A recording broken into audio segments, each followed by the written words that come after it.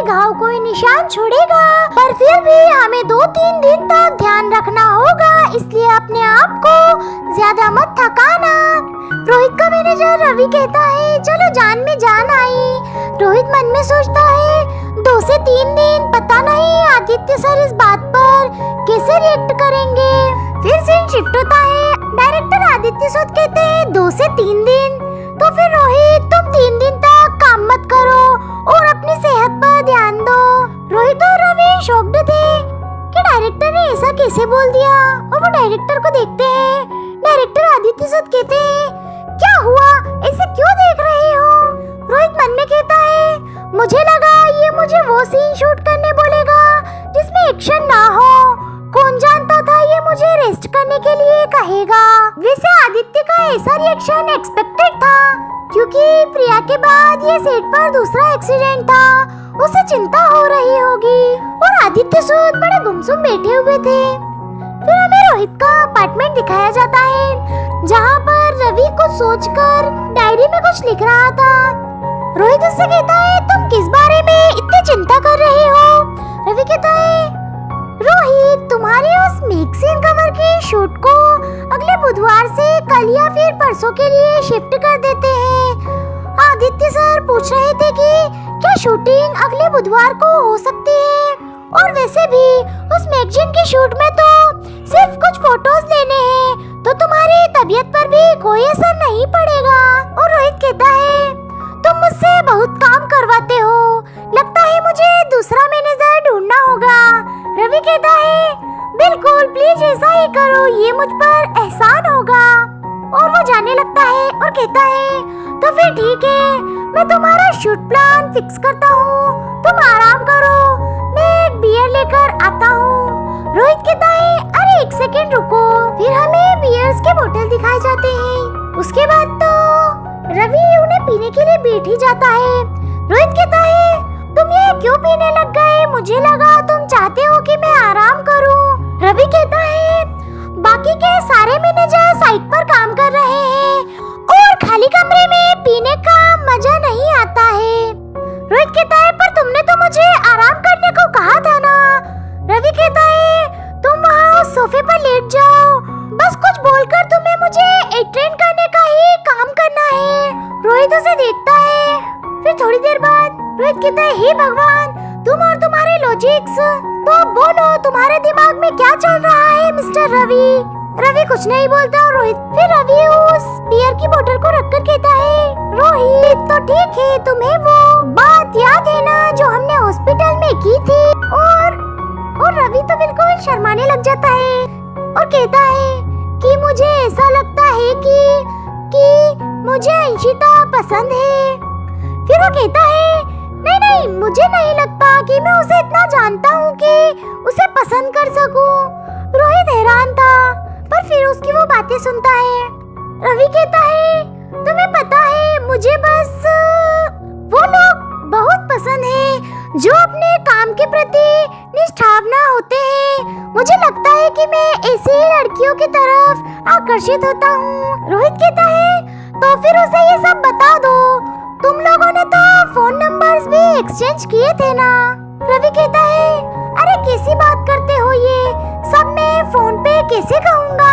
अगर मुझे उसे बताना है तो मुझे ये उसके सामने जाके बोलना पड़ेगा। पर सच कहूँ तो मुझे ये नहीं पता कि मिलने पर मैं उसे क्या बोलूँगा।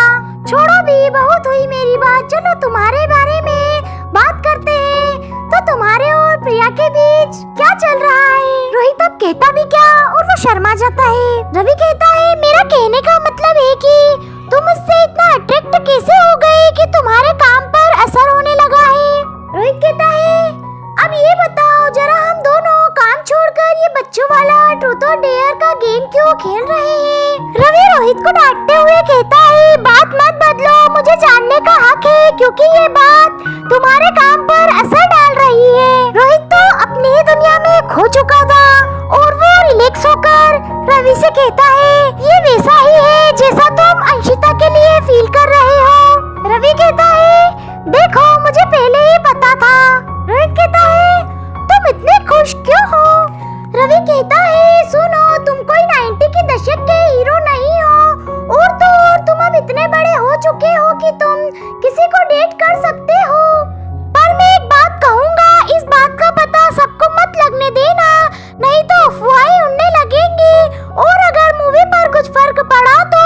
तुम दोनों के लिए अच्छा नहीं होगा। दोस्तों फिर तो ये समझो बस रोहित की तो चांदी ही चांदी। और वो बड़ा शर्मा जाता है और कहता है, अरे बस भी करो, तुम्हें नहीं लगता तुम कुछ ज्यादा ही बोल रही हो? रवि कहता है, बिल्कुल नहीं। तुम ही बताओ कौन है जो तुम पे मर नहीं मिटेगा अगर तुम उसकी तरफ प्यार का हाथ बढ़ाओगे तो असल बात ये है कि मैं तुम्हें पूरी तरह से सपोर्ट करूंगा, पर तुम्हें ध्यान रखना होगा मेरी बताई सब बातों का। मुझे डर है तुम अपने लिए मुश्किलें पैदा कर लोगे अगर तुम वैसे ही कोई बचकानी हरकत करोगे जैसे तुम आजकल कर रहे हो। रोहित तो शर्माता हुआ कहता है, बस बहुत हुआ, अब अपनी बियर खत्म करो। उसके बाद रवि शांत होकर बैठ जाता है और थोड़ी देर बाद कहता है, रोहित वैसे एक बात पूछूं? रोहित कहता है, उसके बाद तो रवि भी बहुत खिलखिलाकर मुस्कुराता है और कहता है, तुम्हें नहीं लगता अंशिता बहुत क्यूट है? रोहित कहता है, हाँ बिल्कुल है। फिर सीन शिफ्ट होता है जहाँ हमें एक गाड़ी दिखती है जिस गाड़ी के अंदर प्रिया बैठी होती है। प्रिया अच्छा फील नहीं कर रही होती है इसलिए वो बेचैन थी। अंशिता कहती है, बहुत अच्छा प्रिया, आज तुम सुबह से ही उठी हुई हो। प्रिया कहती है, तुम भी।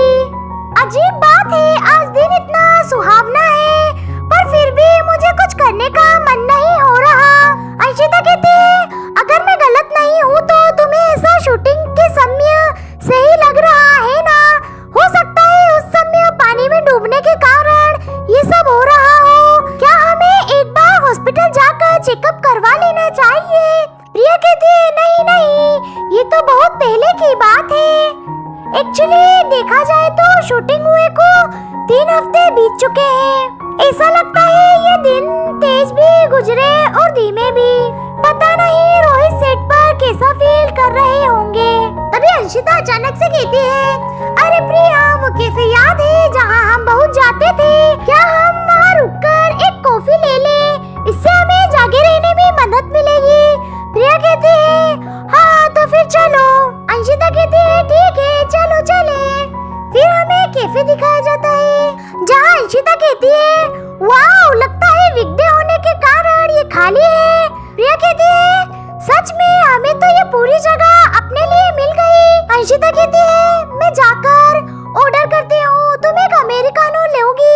प्रिया कहती है, हाँ बहुत सारे हेज़लनट सिरप के साथ। अंशिता कहती है, ठीक है। प्रिया गेम खेलते हुए मन में कहती है, चलो अब गेम खेलकर थोड़ा टाइम पास कर लेती हूँ। प्रिया गेम खेलते हुए कहती है, ये लेवल तो बहुत मुश्किल है।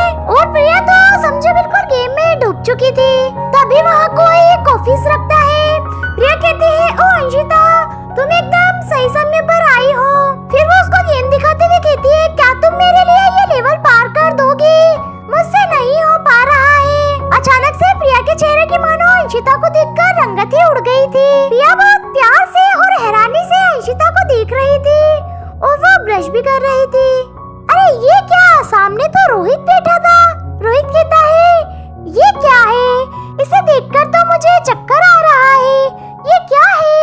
वो प्रिया से मोबाइल लेकर कहता है, क्या ये कोई मैच गेम है?